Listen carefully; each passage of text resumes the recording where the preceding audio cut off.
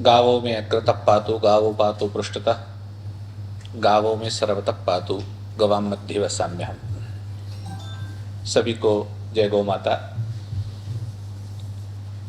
मंचस्थ विद्वद्वृंद एवं पत्रकार बंधुओं, जैसा कि आपको बताया गया है, ये द्वितीय गो संसद होने जा रही। भारतवर्ष में प्राय ही युगों से सनातन धर्म, जिसे कालांतर में हिंदू धर्म के नाम से लोग जानते हैं,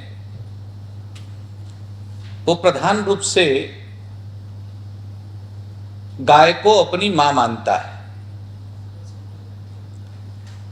और इसलिए हमारे यहां गाय केवल पशु नहीं है,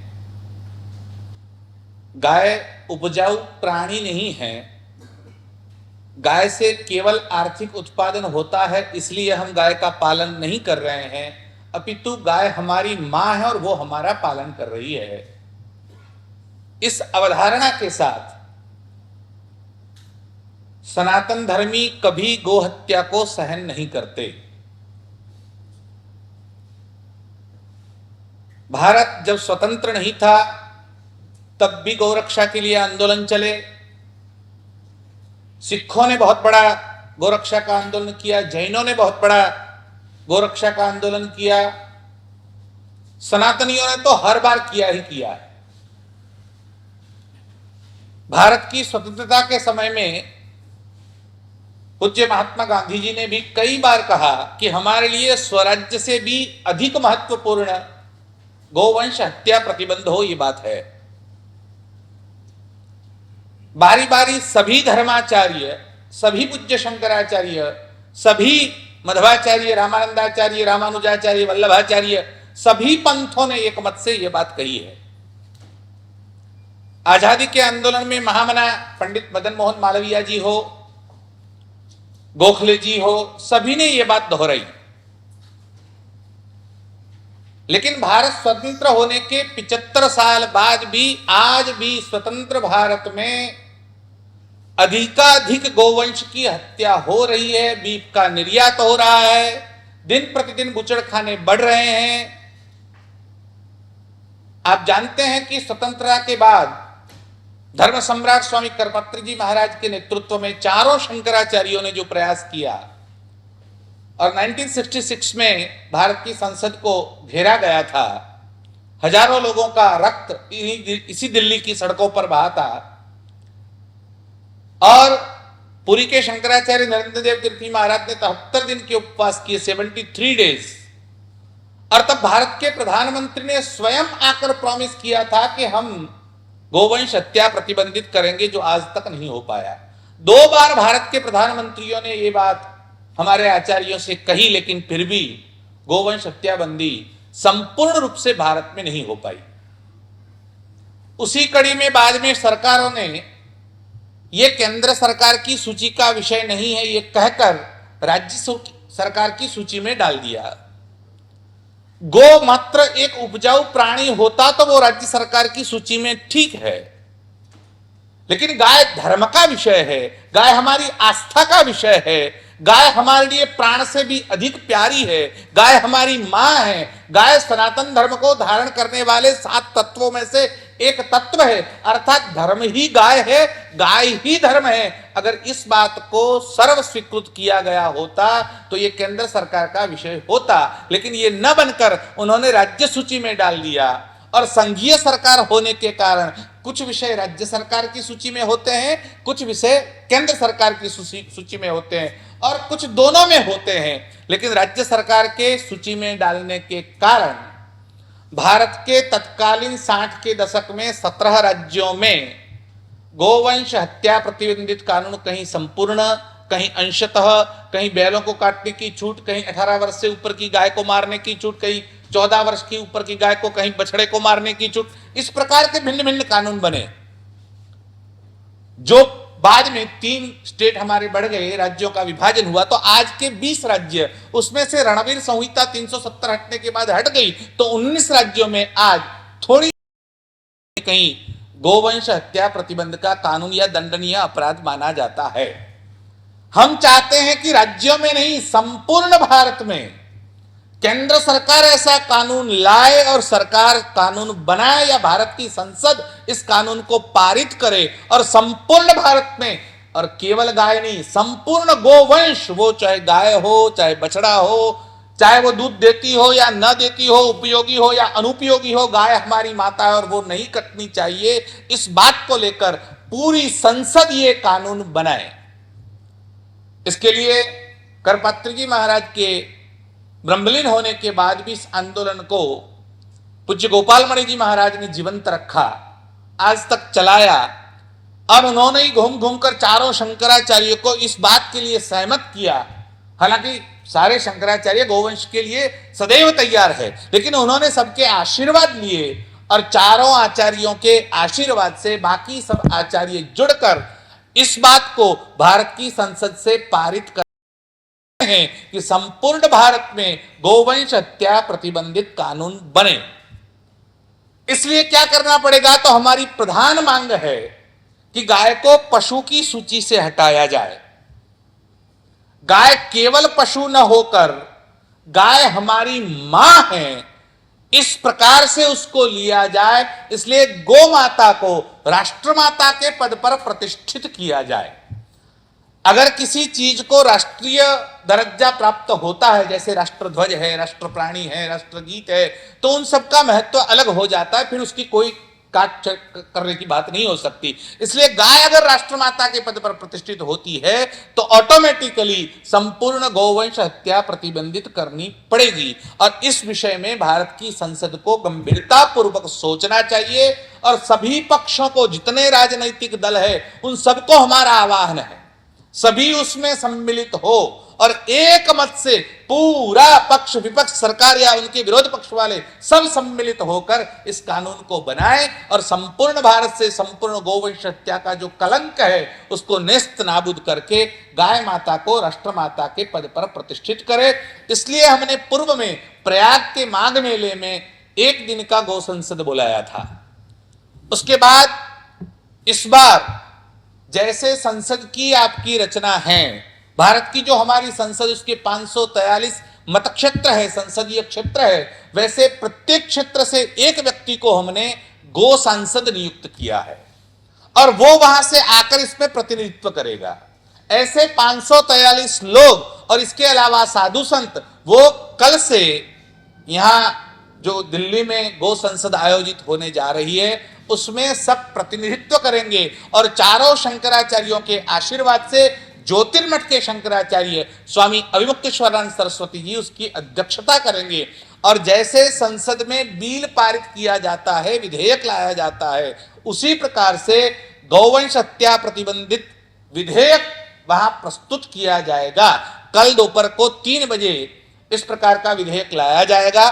फिर उसके ऊपर 3 दिन चर्चा होगी। जैसे संसद में कोई बिल आता है तो उसके ऊपर चर्चा होती है, तो सभी सांसद जहां जहां से आए होंगे राज्यवार, वो सभी उसमें अपना मत रखेंगे, संशोधन करना पड़ा तो संशोधन करेंगे और उस बिल को 5 तारीख को पारित किया जाएगा और 6 तारीख को पब्लिक के लिए उस बिल को ताल कटोरा स्टेडियम में आम पब्लिक में रखा जाएगा और पब्लिक में उससे ओपिनियन मांगे जाएंगे। अगर कोई ओपिनियन होता है तो 10-15 दिन, महीने का समय निश्चित किया जाएगा। उस समयावधि के बाद उस बिल को भारत के राष्ट्रपति, भारत के प्रधानमंत्री, भारत के गृह मंत्री या भारत के सारे सांसदों और राज्यपालों को भेजा जाएगा और उनसे ये गुजारिश की जाएगी कि आपको हम मौका देते हैं कि आप भारत में संपूर्ण गोवंश हत्या प्रतिबंधित करके गौ माता को राष्ट्रमाता के पद पर प्रतिष्ठित करें। हमें किसी राजनीतिक दल से कोई लेना देना नहीं है। आप जो लोग राजनीति करते हैं वो करें, हमें राजनीति नहीं करनी है। हमारी बात गाय की है। आज कौन सच्चा हिंदू और कौन अच्छा हिंदू, इसकी होड़ संसद में लगी है। विपक्ष ये बताने पर तुला है कि हम सच्चे हिंदू हैं और सरकार के लोग ये बताने पर तुले हैं कि हम सच्चे हिंदू हैं। आप दोनों सच्चे हिंदू हैं। सच्चा हिंदू वही है जो गाय की बात करेगा। इसलिए हमारी बात तो यह है कि जो गाय की बात करेगा वही सच्चा हिंदू है। अगर आप सच्चे हिंदू है तो 75 साल से दोनों पक्षी सरकार हमने देख ली, दूसरे लोगों ने 50 साल शासन किया, ये भी 10 साल से आए हैं, बीच में भी 5 साल रह के गए, अभी भी आपके पास समय है। तो आप चाहे ये हो चाहे वो हो, आप आइए और इस गो जो प्रस्ताव है, हमारा जो बिल है, जो विधेयक है, उसको भारत की संसद में पारित करवाकर, कानून बनाकर गौ माता को राष्ट्रमाता के पद पर प्रतिष्ठित करिए। हम मौका देते हैं, अगर ये भारत की संसद पारित करती है और ऐसा कानून बनता है तो हम उसका धन्यवाद और स्वागत करेंगे और पूरे सनातनी हिंदू समाज भारत भर में उत्सव मनाएगा। अगर नहीं होता है तो हमको इस बात को गांव-गांव तक ले जाना पड़ेगा, जन जन को तैयार कर, एक एक जगह पर आंदोलन होगा और ये स्वयं स्फूर्त आंदोलन जो है उसको हम घर घर तक, जन जन तक ले जाएंगे और इनको किसी भी प्रकार से गौ माता को राष्ट्रमाता के पद पर प्रतिष्ठित करने के लिए इस आंदोलन को वेग दिया जाएगा और पहुंचाया जाएगा। इसीलिए ये गो संसद 5 दिन के लिए शंकराचार्य जी की अध्यक्षता में दिल्ली में होने जा रहा है। कल से ही आरंभ होगा और दोपहर को 12 से 4 बजे तक 4 घंटे के लिए प्रतिदिन वो गो संसद बैठेगा। आप सब उसमें सादर आमंत्रित हैं। आप आइए, उस बिल को पढ़िए, उसको प्रसारित करिए, लोगों तक पहुंचाइए और हम सब साथ मिलकर आपके सहयोग से गौ माता को राष्ट्रमाता के पद पर प्रतिष्ठित करें। इसी विषय के लिए 5 दिन के लिए गो संसद बैठेगा। आगे जो भी आपके प्रश्न होंगे तो उसका उत्तर देने का प्रयास करेंगे। इससे पहले विकास पाटनी जी जो इस बात को आगे बढ़ाकर आपके सामने बात रखेंगे और बाद में आपके प्रश्न को हम आमंत्रित करेंगे। आप जो पूछना चाहे पूछ सकेंगे। किशोर भाई ने पूरी बात रख दी है, समग्र बातचीत है, कुछ जोड़ने भरना इसमें जरूरी नहीं है वैसे, लेकिन एक बात रेखांकित पुनः आपके बीच में करना चाहता हूं कि भारत देश की आजादी का सबसे प्राचीन आंदोलन की जब भी हम बात करते हैं, हम इस बात को हमेशा भूल जाते हैं कि इस देश की आजादी का नींव 1857 में चली हुई वो गोली है जो इस देश में गाय की भावना के प्रति मंगल पांडे ने चलाई। बड़ा अजीब विषय इस देश का, विडंबनापूर्ण विषय है। इस देश का प्रत्येक देशवासी, प्रत्येक पत्रकार बंधु, प्रत्येक कथावाचक, प्रत्येक इस देश का नागरिक आज भी गाय का ऋणी है। अगर मंगल पांडे के अंदर पे वो भावना नहीं आई होती तो संभवतः जो निर्वीर बना मंगल पांडे था, क्योंकि उससे पहले भी अंग्रेजों पे अत्याचार हो रहे थे, उससे पहले भी उनका शोषण हो रहा था। मंगल पांडे को ज्यादा समस्या उस दिन हुई जब उसे पता लगा कि गाय के चरम का प्रयोग किया जा रहा है। निर्वीर बना मंगल पांडे उस देश के अंदर देशभक्त हो गया, सूरवीर हो गया और प्रथम क्रांतिकारी इस देश के अंदर पे आया। और इस बात को चलते हुए लगाइए 1857 से पकड़ लीजिए आप, देश आजाद होता है। आजादी के समय पर कोई दल नहीं है, यहां तक कि कांग्रेस जो सबसे बड़ा दल उस समय का इस देश के अंदर है, उस कांग्रेस को कोई भी अपना अधिवेशन करने से पहले एक गौ अधिवेशन करना पड़ता था।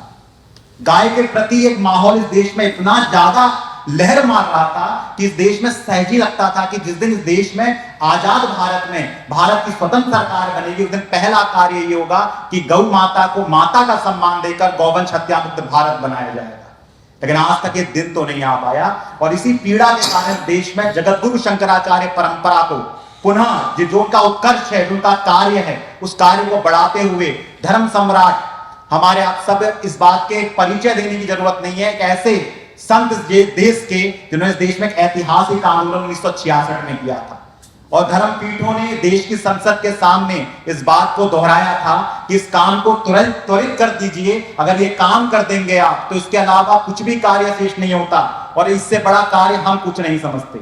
लेकिन उस समय की जो भी परिस्थिति रही, सरकारों ने उस आंदोलन को कुचला और क्रमशः आंदोलन आगे बढ़ता चला गया। आगे चलकर अगर आप बलिदानी परंपरा में देखेंगे तो बहुत सारा इतिहास निकलता आता है। हिमालय के पूज्य गुरुदेव गोपाल मणि जी महाराज जी ने इसी को निरंतरता से जीवंत रखा, इसे आगे बढ़ाया और देश में प्रबल आंदोलनों को खड़ा करके पूरे देश का प्रवास करके उत्तराखंड की विधानसभा से और हिमाचल की विधानसभा से भी प्रस्ताव पारित कराया केंद्र के लिए कि गौ माता को राष्ट्र माता का सम्मान दिया जाना चाहिए।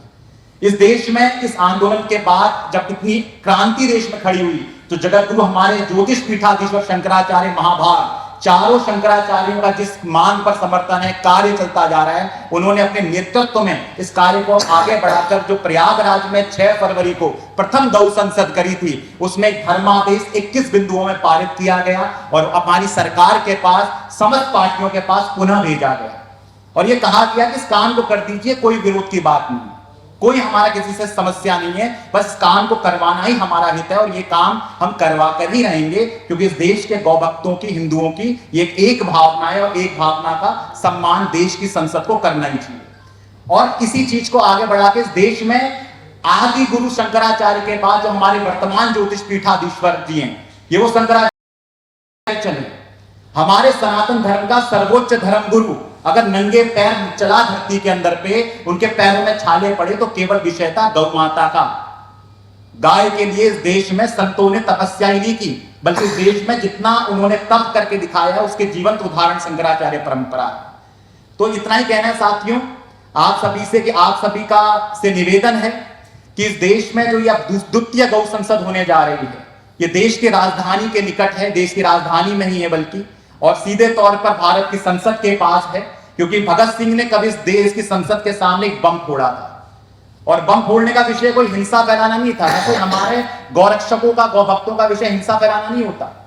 उनका विषय इतना सा है कि अगर लोग बहरे हो जाएं, सरकारें बहरी हो जाएं, सांसद बहरी हो जाएं, इस देश की पार्टियां अगर बहरी हो जाए, तो हिंदू जाए तो जाए कहां जाकर अपनी बात रखें। और इसका विषय हमें मिला कि इस लोकतांत्रिक प्रणाली में इस देश में एक भव्य गौ संसद का आयोजन किया जाए, और ये दूसरी गौ संसद जो चलने वाली है ये इसी को साक्षात्कार सभी के बीच में कराएगी, और देश की संसद के सामने उससे पूर्व पर एक गौ विधेयक को लाकर गौ माता को राष्ट्रमाता का सम्मान दिलाने संबंधी एवं गौवंश हत्या मुक्त भारत बनाने के लिए एक अनुमोदन को करेगी उस पूरी संसद में। पूरे देश के गौ सांसद मिलकर करेंगे और इस विधेयक को आगे चलकर इसको आगे बढ़ाया जाएगा हमारे देश की संसद के सामने। तो यही सब आपसे कहना था। और एक अंतिम विषय, आर्टिकल 48 की बात में गौ को रखा जाता है हमेशा। हमारा ये कहना है जो सूची की विषय, राज्य सूची का विषय, वो 48 के अंतर्गत है, लेकिन क्या हिंदुओं की आस्था का सम्मान नहीं है इस देश में? क्या गाय केवल इस कारण से किनारे कर दी जाए इसके विषय को कि वो एक बहुसंख्यक समुदाय की माता के रूप में योग्य कहलाई जाती है? अगर आज हिंदू अल्पसंख्यक होता देश में, तो क्या हिंदुओं की जो अल्पसंख्यक हिंदू होता, क्या उसमें गाय को माता का सम्मान नहीं मिल पाता? सहज मिल जाता, क्योंकि अल्पसंख्यकों को विशेषाधिकार दिया जा सकता है यहाँ पर।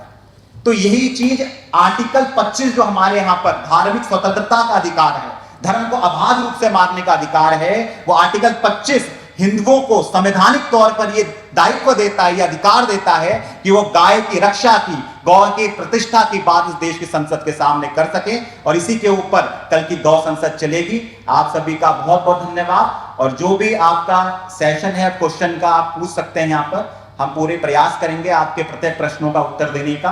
और आप सभी आमंत्रित हैं, कल उस विधेयक के गवाह बनिए जो इस देश में एक ऐसा विधेयक आने जा रहा है जिसके ऊपर चर्चा करने से भी शायद संभवतः देश की संसद कतराती है, डरती है। और इस विधेयक जब गौ संसद में आएगा तो भारत में गौ माता की प्रतिष्ठा का, गोरक्षा का एक अद्भुत अध्याय कल गढ़ दिया जाएगा, क्योंकि अब 543 सांसद केवल वो नहीं है जिनको वोटों से चुनकर लाया गया है। अब 543 सांसद में वो हैं जो गाय के सांसद हैं और अपने संसदीय क्षेत्रों में गौ माता की इसी पुकार को, इसी कार्य को करने के लिए निरंतर लगे रहेंगे। बहुत बहुत धन्यवाद। प्रणाम आप सभी। भारत की संसद में बैठे हुए सांसदों की बात करते हैं तो हम ऐसा मानते हैं कि सारे सांसद तैयार हैं। बात यह है कि वो उनकी पार्टी से बंधे हुए हैं तो खुलकर सामने नहीं आ रहे हैं। लेकिन हमने जहां तक सुना है 3 सांसदों ने अपने संसदीय क्षेत्र में खड़े होकर फॉर्म भरने से पहले भगवत गीता हाथ में उठाकर ये घोषणा की कि पार्टी कुछ भी कहेगी हम संसद में गाय की आवाज उठाएंगे, ऐसा हमने सुना है। तो अगर उनको भी आमंत्रित करेंगे, वो गौ संसद में आते हैं तो आपको पता चल जाएगा कि कौन कौन साथ में है, कौन कौन नहीं। शंकराचार्य जी और सभी शंकराचार्यों के हस्ताक्षरों के साथ प्रधानमंत्री, राष्ट्रपति सबको दे दिया गया है, लेकिन उसका असर आज तक नहीं हुआ। अब नई संसद का गठन हो चुका है, इसलिए फिर से ये गौ संसद बैठ रही है। फिर से ये विधेयक के रूप में, तब 543 गौ सांसद नहीं थे, तब संतों ने और गो भक्तों ने मिलकर संसद बुलाया था। अब की बार जो सांसद होने जा रहा है वो प्रत्येक क्षेत्र से एक व्यक्ति को बुलाया गया है। तो वो सब बैठकर ये प्रस्ताव पारित करके ये बिल पूरा का पूरा प्रारूपी बिल का मिलेगा। जैसा संसद में बिल होता है उसी प्रकार का बिल यहाँ पारित किया जाएगा और उसी बिल पर हस्ताक्षर करके उस आदेश को वहां पर पहुंचाया जाएगा। उनकी सुविधा के लिए कि आपको इसमें संशोधन करने की ज्यादा आवश्यकता नहीं रहेगी, इसमें जो कर रहे हैं हमने पूरा अभ्यास कर लिया है और ये अभ्यास है वो उनको सुप्रत किया जाएगा। फिर वो करते हैं कि नहीं करते हैं या कितना समय लेते हैं वो उनके ऊपर आधारित है, लेकिन हम एक समयावधि देंगे उनको कि भाई इसमें कितना समय लगता है, कि 4 महीने, 6 महीने, 8 महीने, 1 साल, या तो आप समय दीजिए, आप समय नहीं दे रहे हैं तो हम समय देंगे कि इतने समय में नहीं होगा तो हम इस आंदोलन को गांव-गांव तक, जन-जन तक ले जाएंगे। तो आपका आंदोलन जो है वो शहर में ही होगा कि गांव में? गांव-गांव तक, जन-जन तक, हम ये कह रहे हैं गांव-गांव तक, जन-जन तक। जैसे मान लीजिए कि अभी ये नहीं हो रहा है तो यहां से जो प्रस्ताव बिल पारित होगा वो बिल लेकर हमारे कार्यकर्ता जो गो सांसद है वो अपने अपने क्षेत्र के सांसद जो बने हुए हैं, एमपीज जो है, उन सारे एमपीज को इसकी प्रति देंगे और उनका हस्ताक्षर लेंगे और उनको उनके ऊपर प्रेशर डालेंगे कि आप इस बात को संसद में उठाइए। वो चाहे किसी भी पार्टी का सांसद हो, सभी सांसदों से हमारे लोग मिलेंगे और उनको ये करेंगे। जगतगुरु शंकराचार्य जी अगले दिनों में पूरे भारत की यात्रा करेंगे और पूरे भारत के प्रत्येक राज्य में वो जाएंगे और वहां पर उनकी एक बड़ी सभा या एक प्रस्ताव पारित करने के लिए एक कार्यक्रम हर राज्य में कम से कम होगा। कहीं ज्यादा भी हो सकते हैं लेकिन कम से कम हर एक राज्य में एक कार्यक्रम होगा। तो शंकराचार्य जी जैसे पैदल यात्रा करते थे वैसे अगर उनकी यात्रा होती है और 33 राज्यों में शंकराचार्य जी प्रत्यक्ष जाते हैं और 33 राज्यों में ये कार्यक्रम होता है तो वहां से फिर कार्यकर्ता उसको जिला लेवल पर, फिर तहसील लेवल पर और फिर ब्लॉक से आगे गांव तक ले जाएंगे। हमारा ये भी योजना आ रही है कि पूरी जितनी पंचायत समितियां हैं वो पंचायत समिति अपना प्रस्ताव पारित करे और पंचायत भारत सरकार को लिखे कि आप गौ माता को राष्ट्रमाता बनाइए। जी,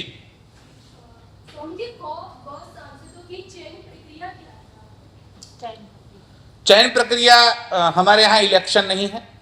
हमारे यहाँ बात यह है कि गाय के कार्य के प्रति जिसकी अभिरुचि है, जो गो सेवा कर रहा है या इस आंदोलन से सहमत है, ऐसा जो अग्रणी समाज का सनातन धर्मी होगा जिसके मन में गाय की निष्ठा होगी और जो ये काम करना चाहता है तो उसका बैकग्राउंड चेक करके उसको गो सांसद के रूप में नियुक्त की जाती है।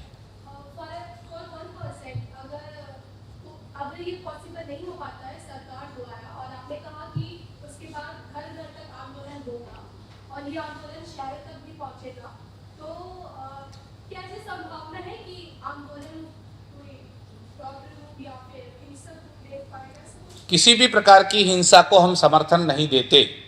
हमारा आंदोलन शांत रूप से चलेगा। हाँ, ऐसा हो सकता है जैसा करपात्र जी के आंदोलन में हुआ कि सरकार ने ही लाठीचार्ज किया तो क्या करेंगे, वो अलग बात है। बाकी हमारी तरफ से कहीं भी हिंसा का कोई समर्थन हम नहीं करते। हमारा संपूर्ण आंदोलन अहिंसक होगा, लेकिन हम ये चेतावनी अवश्य देंगे कि सनातनी जाग चुका है, हिंदू जाग चुका है। अब आप नहीं जागोगे तो हमें भविष्य में आपके विरुद्ध में गो सांसद जैसे बनाए जा रहे हैं वैसे संसदीय क्षेत्र में गायों का प्रतिनिधि खड़ा करना पड़ेगा। वो किसी भी पार्टी के सामने हम ये भी कर सकते हैं भविष्य में अगर आवश्यकता पड़ी तो अपने प्रतिनिधि नए खड़े करके उनके सामने चुनाव लड़वा सकते हैं, लेकिन ये आवश्यकता पड़ने पर की बात है। अभी कोई ऐसी योजना नहीं।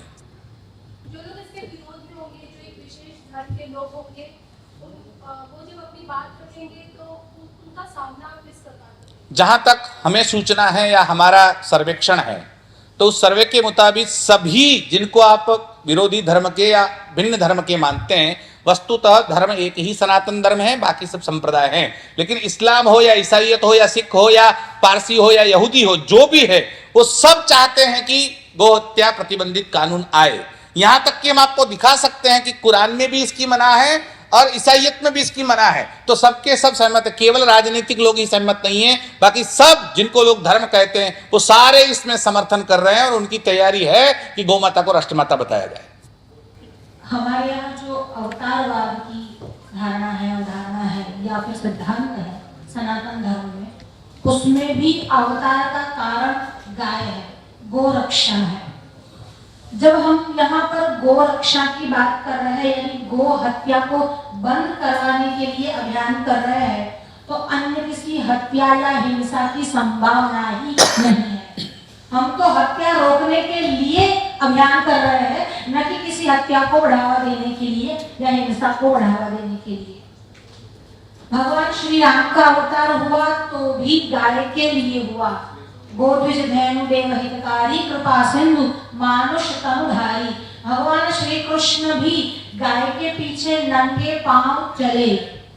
तो हमारा हिंदू सनातन धर्मी वैदिक सनातन हिंदू जो है वह गाय को मां मानता है और इसीलिए इसी बात को प्रतिष्ठित करवाना है। प्रतिष्ठा उसी की होती है, जैसे हम देव मंदिरों में देवता की प्रतिष्ठा करते हैं तो उसको हम देवी स्वरूप मानते हैं, इसीलिए प्रतिष्ठा करवाते हैं। गाय को हम मां मानते हैं, इसीलिए गाय की प्रतिष्ठा करवाने के लिए यह अभियान है। और अवतार का कारण भी गाय है। गोरक्षा ही हिंदू सम्राटों का भी एक सबसे बड़ा जो है कर्तव्य रहा है और सबसे बड़ा उन्होंने महत्व उसको दिया है। हमारे जो भी कर्म है वो गाय पर निर्भर है। हमारे जो भी धार्मिक कर्म है उसमें बिना गाय के कुछ हो नहीं सकता। और इसीलिए इस गाय के जो सामाजिक, नैतिक, आर्थिक वो सब महत्व तो है ही, पर उससे भी ऊपर जो धार्मिक और आध्यात्मिक महत्व है उसी के लिए ये अभियान है।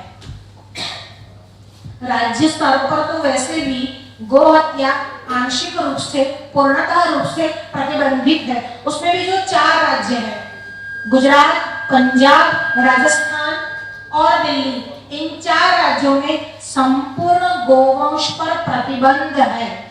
कई राज्यों में गाय यानी फीमेल काऊ के लिए तो प्रतिबंध है, पर ऑक्स, बुलक या फिर बछड़ों के लिए नहीं है। तो अंशतः या पूर्णतः रूप से 19 राज्य में तो गौ हत्या पर प्रतिबंध है ही।